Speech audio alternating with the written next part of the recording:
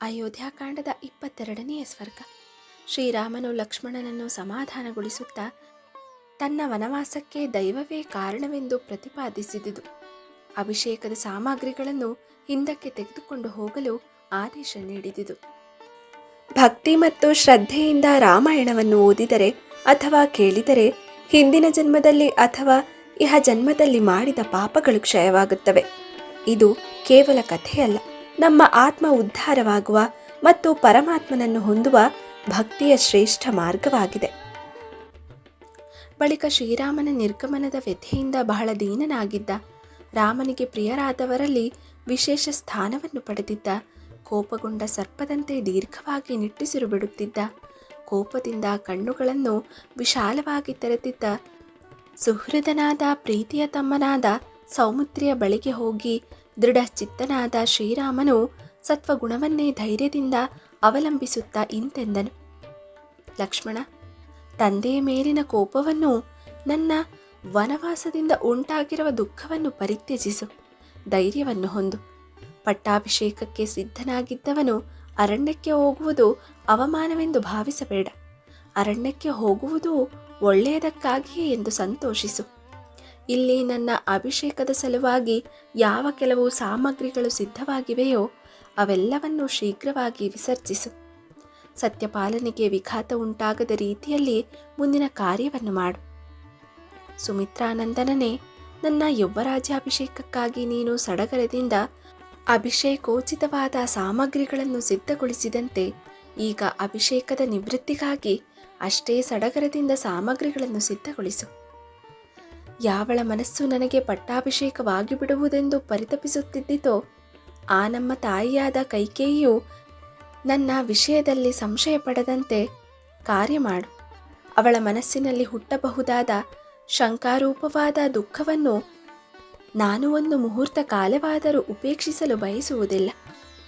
ನನ್ನ ತಾಯಂದಿರಿಗೆ ಮತ್ತು ತಂದೆಗೆ ಬುದ್ಧಿಪೂರ್ವಕವಾಗಿಯೇ ಆಗಲಿ, ಅಜ್ಞಾನದಿಂದಲೇ ಆಗಲಿ, ಅತ್ಯಲ್ಪವಾದ ಅಪ್ರಿಯ ಕಾರ್ಯವನ್ನಾದರೂ ಯಾವಾಗಲಾದರೂ ಮಾಡಿದ ಸ್ಮರಣೆಯೂ ನನಗಿರುವುದಿಲ್ಲ.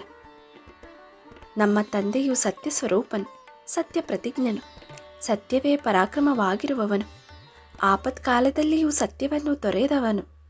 ಅಂಥವನಿಂದು ನಮ್ಮ ತಾಯಿಯಾದ ಕೈಕೇಯಿಗಿತ್ತಿರುವ ಪ್ರಮಾಣವಚನವನ್ನು ಫಲಿತವಾಗುವುದು ಎಂದು ಭಾವಿಸಿ ಸತ್ಯಭ್ರಷ್ಟನಾಗುವುದರಿಂದ ಪರಲೋಕಗಳು ತನಗೆ ಸಿಕ್ಕಲಾರವೆಂದು ಭಯಪಟ್ಟಿದ್ದಾನೆ.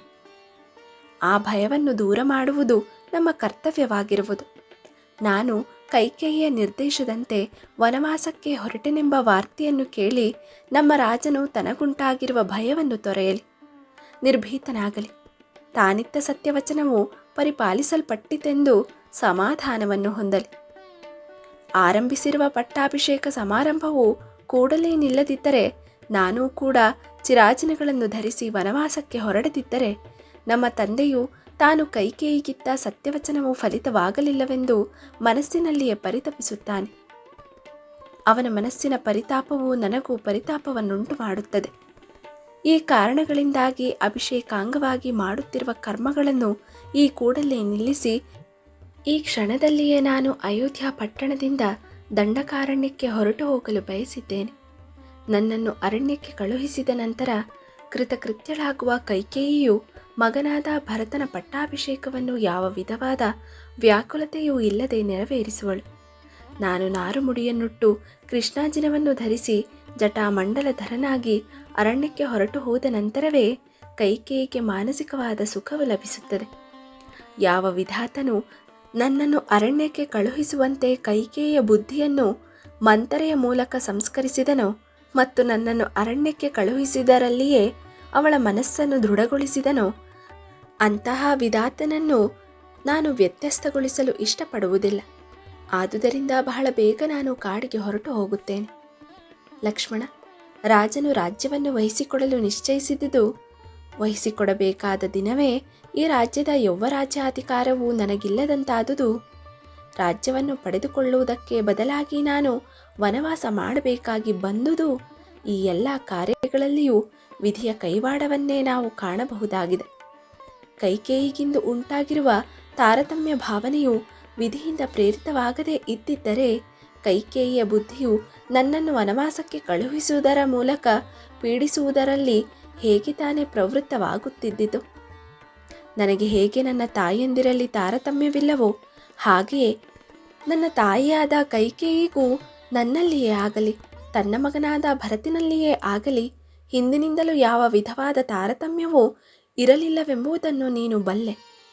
ಕೈಕೇಯಿಗೂ ನನ್ನ ಮೇಲೆ ಎಷ್ಟು ವಾತ್ಸಲ್ಯವಿದ್ದಿತೆಂಬುದನ್ನು ಸಂಪೂರ್ಣವಾಗಿ ಮನಗಂಡಿದ್ದ ನಾವಿಂದು ನನ್ನ ಪಟ್ಟಾಭಿಷೇಕದ ನಿಲುಗಡೆಗಾಗಿ ಅವಳು ತಾಳಿರುವ ಧೋರಣೆಗಳಿಂದಲೂ ನನ್ನನ್ನು ಕಾಡಿಗಟ್ಟಲು ಮಾಡಿರುವ ಯೋಜನೆಗಳಿಂದಲೂ ಅವಳಾಡುತ್ತಿದ್ದ ಕಠೋರವಾದ ಮತ್ತು ಕೆಟ್ಟುದಾದ ಮಾತುಗಳಿಂದಲೂ ಈ ಪ್ರಕರಣವು ದೈವಕಲ್ಪಿತವಲ್ಲದೆ ಬೇರೆ ಯಾವುದೂ ಅಲ್ಲವೆಂದು ನಾನು ಸಮರ್ಥಿಸುತ್ತೇನೆ.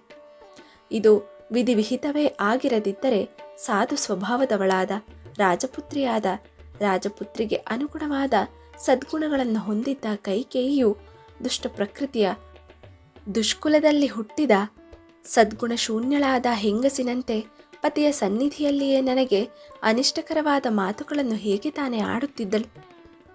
ನಮ್ಮ ಚಿಂತನೆಗೆ ಯಾವುದು ನಿಲುಕುವುದಿಲ್ಲವೋ ಅದೇ ದೈವ.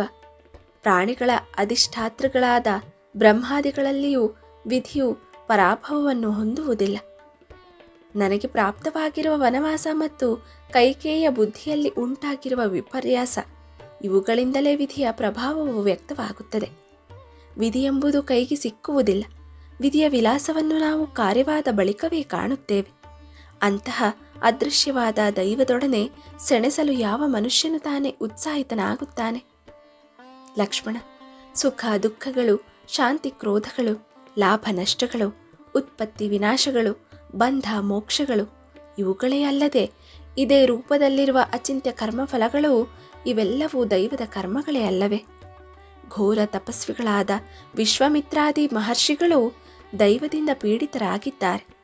ಹಲವು ಸಾವಿರ ವರ್ಷಗಳ ಕಾಲ ವ್ರತ ನಿಯಮಾನುಷ್ಠಾನಗಳಿಂದಿದ್ದು ಅತಿ ಪ್ರಾಯಸದಿಂದ ಸಂಪಾದಿಸಿದ್ದ ತಪಸ್ಸಿನ ಫಲವನ್ನು ವಿಧಿ ಪ್ರಚೋದಿತವಾದ ಕಾಮ ಕ್ರೋಧಗಳಿಗೆ ಬಲಿಕೊಟ್ಟು ಭ್ರಷ್ಟರಾಗಿದ್ದಾರೆ. ಈ ಲೋಕದಲ್ಲಿ ಆರಂಭಿಸಿದ ಕಾರ್ಯದ ಪ್ರಯತ್ನವನ್ನು ತಡೆಹಿಡಿದು ಸಂಕಲ್ಪಿಸದೆಯೇ ಇರುವ ಯಾವ ಕಾರ್ಯವು ಆಕಸ್ಮಿಕವಾಗಿ ಪ್ರಾರಂಭವಾಗುವುದೋ ಅದು ದೈವದ ಕಾರ್ಯವಲ್ಲದೆ ಮತ್ತೇನು? ಯಥಾರ್ಥವಾದ ಬುದ್ಧಿಯೋಗದಿಂದ ಮನಸ್ಸಿನಿಂದ ಚೇತನವನ್ನು ನಿಶ್ಚಲಗೊಳಿಸಿರುವ ನನಗೆ ಯವರಾಜ್ಯಾಭಿಷೇಕವು ನಿಂತು ಹೋದುದಕ್ಕಾಗಿ ಪರಿತಾಪವೇನೂ ಇಲ್ಲ. ಆದುದರಿಂದ ನೀನು ಕೂಡ ಮನಸ್ಸಿನ ಪರಿತಾಪವನ್ನು ದೂರ ಮಾಡಿ ನನ್ನ ಬುದ್ಧಿಯನ್ನೇ ಅನುಸರಿಸಿ ಅಭಿಷೇಕಕ್ಕೆ ಸಂಬಂಧಿಸಿದ ಕಾರ್ಯಗಳೆಲ್ಲವನ್ನೂ ಕೂಡಲೇ ನಿಲ್ಲಿಸಿಬಿಡು. ಪಟ್ಟಾಭಿಷೇಕಾರ್ಥವಾಗಿ ನದಿ ನದ ಸರೋವರ ಸಮುದ್ರಗಳಿಂದ ತಂದಿರುವ ಪೂರ್ಣ ಕುಂಭಗಳಿಂದಲೇ ಈಗ ನಾನು ಕೈಗೊಳ್ಳಲಿರುವ ತಾಪಸ ವೃತ್ತಿಗೆ ಮಂಗಳ ಸ್ನಾನವಾಗುತ್ತದೆ.